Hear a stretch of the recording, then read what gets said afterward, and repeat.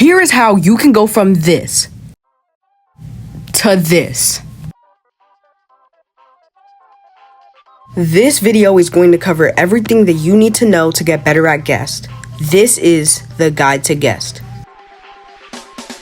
The first thing that you need to know about Guest is that his whole character revolves on protecting the other survivors that can't protect themselves. He's a sentinel, meaning his job is to stun and distract the killer. Before we start talking about the tips, let's go over the moveset so no one gets confused. Guest has 3 moves, in which one can be unlocked. The first move is Block, which makes you immune to an attack for about 1 second. If you don't get hit while on block, you get slowness for about 2 seconds. If you get hit while blocking, you unlock the Punch. His second move, hitting the punch stuns the killer for 4 seconds. His final move, Charge, which makes the Guest run forward for about 3 seconds. When hitting the killer, it pushes them back. Now that we're done with the moveset, let's go on to the tips. The first tip is who to protect. Guest's purpose is to protect the survivors that can't do it themselves.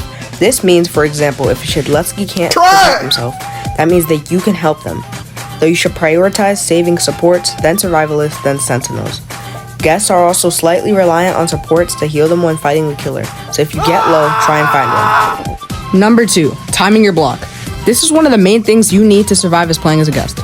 If you miss a block, that one miss might cost you the game, so here's how to overcome it. Don't stand still when you're about to block.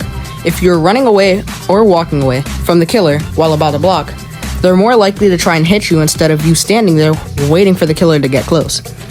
If you see a killer chasing or hitting a survivor, you might want to run up to them and block a hit aimed at the other survivor. The last thing for this is if you see a Jason using Gashing Wound, run to it and block, though don't use your punch immediately. As the Gashing Wound, Jason is invulnerable to attack. Third, charging. If you're on a ramp, it's nice to use Charge to push the killer down, or if you're about to die, turn towards the killer and use Charge.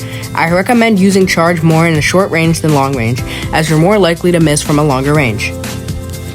And if you made it this far into the video, please make sure to like, subscribe, and comment your favorite part of the video. It helps out a ton, and thank you.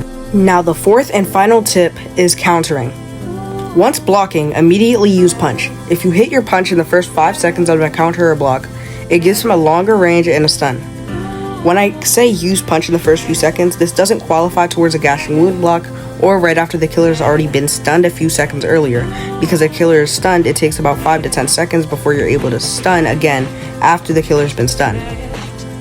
Now, before this video ends, there's a final universal tip for all stunners.